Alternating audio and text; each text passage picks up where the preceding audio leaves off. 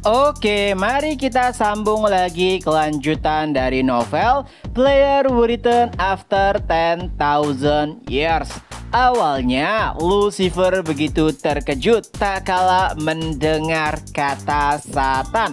Apalagi itu adalah alat komunikasi yang biasanya digunakan oleh Lucis. Jadi hanya ada satu kemungkinan, Lucis saat ini tidak berada di benua Ernor, melainkan ia pergi ke bumi untuk mengejar Satan dan berakhir dengan kekalahan. Ia pun memanggil penjaga dari Lucis yang saat ini tengah ditahan oleh Barok, dan penjaga tersebut pun meminta maaf karena tidak bisa menahan tuan muda Lucis. Awalnya Satan memprovokasi Lucifer dengan menggunakan anaknya yang saat ini ia tahan.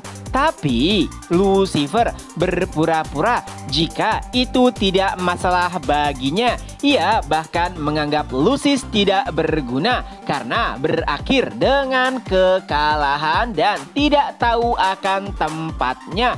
Ia begitu menggebu-gebu ingin melawan salah satu dari Arkduk yang jelas-jelas masih jauh berada di atas levelnya. Tidak hanya itu, Lucifer juga bahkan berkata, "Jadi, inikah batas dari makhluk campuran?" Kata-kata yang sebenarnya sangat dibenci oleh Lucis sendiri. Tidak hanya para iblis, bahkan saat ini ayahnya memanggilnya dengan makhluk ataupun darah campuran. Adapun Lucis sendiri, ia hanya bisa merenung dan menyesal dengan apa yang telah ia lakukan. Kini yang tersisa hanyalah negosiasi antara Satan dan juga Lucifer. Awalnya Lucifer masih tidak peduli dengan apa yang akan dilakukan oleh Satan kepada anaknya. Tapi setelah beberapa perbincangan, akhirnya Satan pun menyadari bahwa itu hanyalah kepura-puraan. Karena jika dari awal memang Lucifer tidak mempedulikan anaknya, ya pastinya akan langsung memutus hubungan komunikasi di antara keduanya. Dan karena sampai dengan saat ini mereka masih berbincang, itu berarti Lucifer masih mempedulikan anaknya. Dan pada akhirnya Lucifer pun bertanya, "Jadi sebenarnya apa yang kau inginkan?" Satan hanya menjawab, "Perang. Aku ingin peperangan skala penuh." Tapi itu adalah hal yang sulit bagi Lucifer. Bukan karena ia tidak menginginkannya, tapi karena saat ini bahkan ia begitu kesulitan di benua Ernor. Ya, para malaikat berencana untuk memusnahkan seluruh iblis di berbagai belahan alam semesta. Dan ternyata tidak hanya Ernor, ada juga Huan dan juga bumi.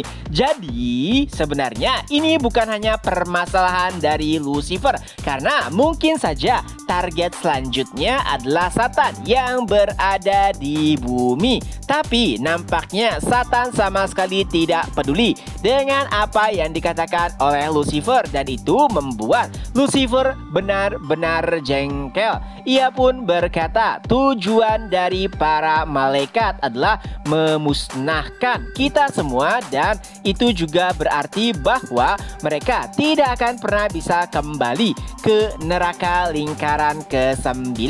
Sejujurnya, awalnya Satan agak sedikit terkejut tak kala mendengar salah satu semesta yang belum pernah ia dengar, yaitu Huan. Tapi ia juga tidak peduli dengan apa yang dijelaskan oleh Lucifer. Bahkan Satan sambil menginjak-injak anaknya untuk terus memprovokasi Lucifer, dan itu benar-benar membuat Lucifer kesal. Hingga pada akhirnya alat komunikasi yang mereka gunakan pun retak karena tidak bisa menahan kekuatan dari Lucifer. Ia juga berkata, "Jadi kau benar ingin melakukan perang skala penuh? Jika itu terjadi, maka kita berdualah yang akan hancur. Apakah kau memang menginginkan itu? Dan akan aku pastikan juga bahwa para malaikat akan menargetkan bumi daripada Wan. Tapi sayangnya lagi-lagi Satan tidak peduli. Ia pun hanya berkata, itu semua bukan urusanku. Ya, walaupun Satan ataupun Kang Wu mendapatkan beberapa informasi baru dari Lucifer, tapi ia tidak benar-benar peduli karena jika kultus iblis dan juga pasukan Lucifer saling bertarung, maka yang paling diuntungkan adalah dirinya. Adapun para malaikat, Kang Wu akan memikirkannya nanti. Beberapa waktu setelahnya, dunia dihebohkan dengan gerbang yang begitu besar. Warnanya juga berbeda dengan warna gerbang yang pernah ada. Bukan putih ataupun hitam, melainkan warna biru tua. Tapi gerbang tersebut tidak bertahan lama dan apa yang ada di sekitaran gerbang selalu berakhir dengan kematian.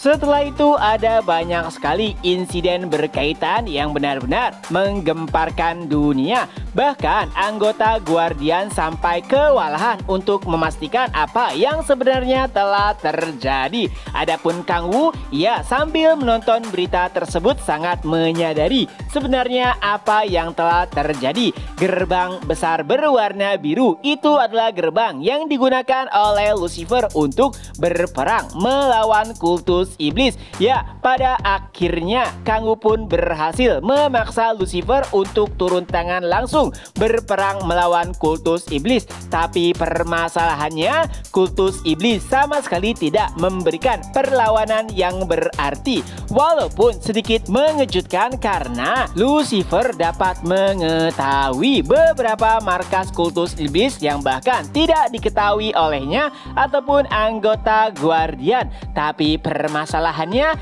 itu masih belum cukup. Kang Wu ingin jika Lucifer bertarung sampai kelelahan sehingga dirinya bisa dengan mudah mengalahkan Lucifer. Tapi untungnya Kang Wu masih memiliki kartu truf untuk mendukung rencananya. Di tengah-tengah pemikiran tersebut, Echidna pun muncul. Ia berkata kepada Kang Wu bahwa dirinya ingin menonton anime, tapi sayangnya anime yang dimaksud oleh Echidna tertunda karena seluruh channel kini berfokus terkait pembahasan masalah gerbang ataupun Lucifer. Tapi Kang Wu berkata semua itu akan segera berakhir. Ya, itulah yang Kang Wu harapkan. Semuanya akan berakhir tak kalah Kang Wu mengalahkan Lucifer dan menyerapnya. Dengan begitu ia akan memiliki dua otoritas Arkduk, yaitu milik Lucifer dan juga milik Momon. Walaupun setelahnya Kang Wu masih membutuhkan beberapa waktu untuk bisa mengendalikan otoritas-otoritas tersebut, tapi setidaknya seluruh permasalahan akan selesai. Dengan begitu Kang Wu pun bisa bersantai. Ia bahkan berjanji akan mengajak Echidna bermain. Mendengar hal tersebut tentu saja membuat Echidna senang. Tapi ada sebuah usulan, bagaimana jika Lilith dan juga Barok ikut serta dalam rencana mereka. Ya, walaupun yang mereka lakukan hanyalah bermain, tapi sangatlah penting untuk menjalin hubungan baik di antara rekan-rekan Kang Wu. Karena mungkin saja di masa depan Kim Si-Hon akan bekerja sama dengan Barok dan Lilith. Mungkin akan mendapatkan perawatan dari Han Sol. Jadi agar hubungan mereka tidak terlalu canggung, Kang Wu perlu terus mempertemukan mereka. Setelah perbincangan tersebut, Kang Wu pun kembali menggunakan topeng merahnya dan mengunjungi sebuah tempat. Ya, itu adalah tempat di mana Lucis ditahan. Kang Wu pun berkata, sepertinya kau bertahan dengan baik. Dan chapter pun berakhir. Nah, itulah kelanjutan dari novel Player Who Returned After 10,000 Years. Semoga terhibur. Ketemu lagi di next video. Bye-bye.